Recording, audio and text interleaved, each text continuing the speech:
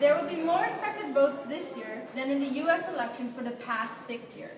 With our last Congress Prime Minister, Dr. Manmohan Singh, out of the race, who will be our top competitors? First up, we have, I hope I can pronounce this right, Narendra Modi. He is the prime ministerial candidate of India's main opposition, the BJP party. What? The BJP party. It stands for, I can't pronounce it, even though I'm Indian, Bharatiya Janata Party. He seems to be the most likely winner of this year's election. We also have Rahul Gandhi, who is the vice president of the Congress Party, and the main leader running the Congress Party. Is he an ancestor from, like, the Bill Gandhi? I don't know. I can Google that. I'm not sure. And the president of the prime minister of the Congress Party campaign is Sonia Gandhi. And they're related, don't worry. And our last competitor with his new anti-corruption party and my dad's favorite party is Arvind Kejriwal. He is the head of the Aam Party, which is APP. This is the first party, and this is the first time we've seen him in these elections, and he has made a huge impact fighting against the corruption. Give him a round of applause. So those are our top competitors in the elections. Who will win? Time will tell. Yay! Hi, I'm Sarah French. And I'm Sebastian. And today we're going to be talking about dancers having to put their bodies increasingly on the line for their career. So, how many of you guys have ever gone to see shows? Theatre, dance, acrobatics?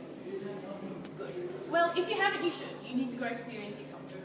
Now, according to a recent article in The Age, an Australian newspaper, they're saying that dancers and performers now are expected to perform more extreme stunts and lifts in order to entertain, as the expectation of live performance has gone up. Now, why do you think this is, Sebastian? People are getting bored.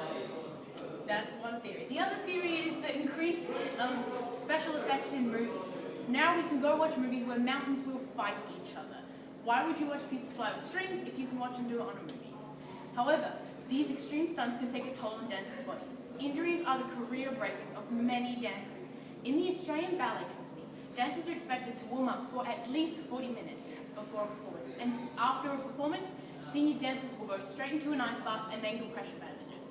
If you change performance to a game, this is the routine of many professional athletes. However, dancers have to do this by themselves. However, this may not be a new trend. I present to you the Ross Sisters, a touring act of 3 sisters who performed incredible contortioning stunts in the early 40s and 50s. Cut to clip.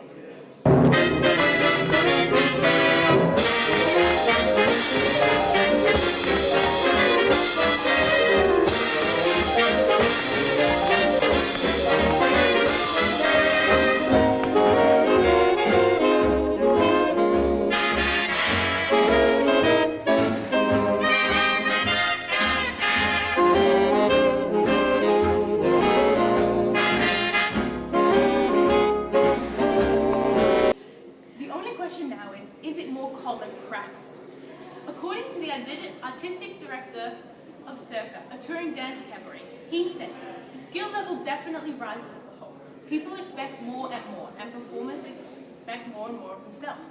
And this takes a toll on their bodies. When I started in the industry in 1999, there were a handful of people who could do a one-handed handstand. Now, every year, graduates are expected to do it. Now, so what do you think? Should we raise our appreciation of art or lower our expectations? We will now be reporting on the missing flight by Malaysian Airlines, flight MH370. Where did it go? Well, it was heading to Kuala Lumpur on the 8th of March, and no one's seen it since. People are desperately trying to piece together the last few hours of the flight so they can figure out where it is. So what were like the casualties? Well, no one knows yet, but there were 239 people. Ever wondered what happened to the flight? Well, no one knows. But it seems that someone is hiding it, because someone has to know, right? I don't know, maybe.